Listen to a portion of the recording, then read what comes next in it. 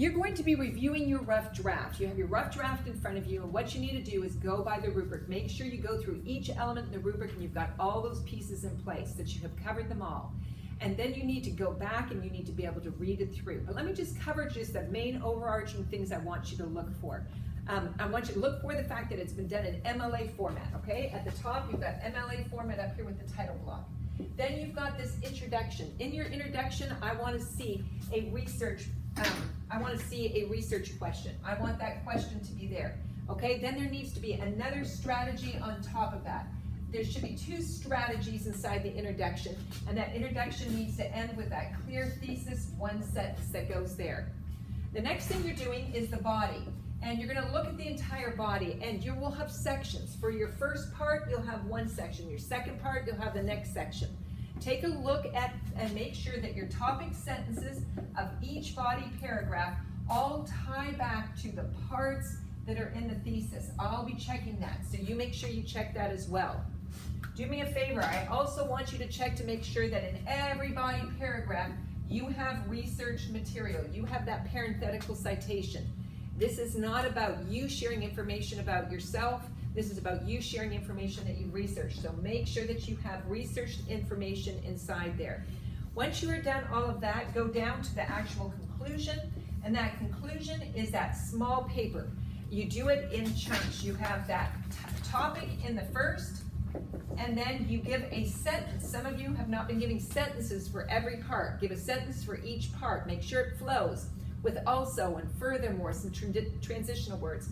And then your very last thing is your call to action. Now, your call to action needs to have your topic in it, okay? Don't just make it general. Make sure you do this and have a good day. That is somewhat of a call to action, but it's so general that I don't know what you're talking about. So make sure that call to action is very clear and specific in your conclusion. Finally, once you have gone over all of this review of the rough draft, and you feel like everything is in its place and it's organized according to the rubric, you are going to do a final reading. And that final reading is for proofreading.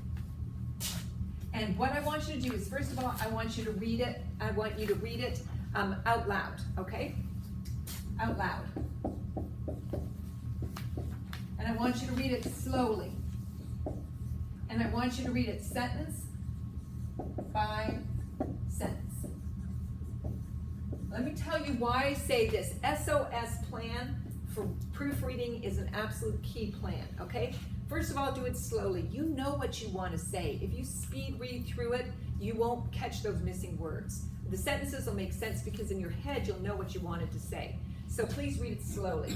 Then read it out loud, because as you're reading it out loud, first of all, it'll slow you down. And secondly, you'll read a sentence and go, wait, okay, something isn't right. That doesn't sound right at all. You're hearing yourself saying it and you're picking up on the errors. Sentence by sentence catches those fragments or those run-ons. You guys, if you're reading it and you're running out of breath, take a look, and if it's gone on for 4 or 5 lines, you probably have a run-on sentence, okay? So figure out, where do I need to put that period? If you read it sentence by sentence and you read one sentence and go, it doesn't sound right, you're probably missing the subject, the noun, okay? You've given me a fragment. So please check all of that. Then lastly, you need to recognize, go back to the beginning of the semester, and what were your your grammar or punctuation issues, and check over for those, okay? If you know you have issues with commas, look through it for commas. Check all the introductory phrases. Check before conjunctions.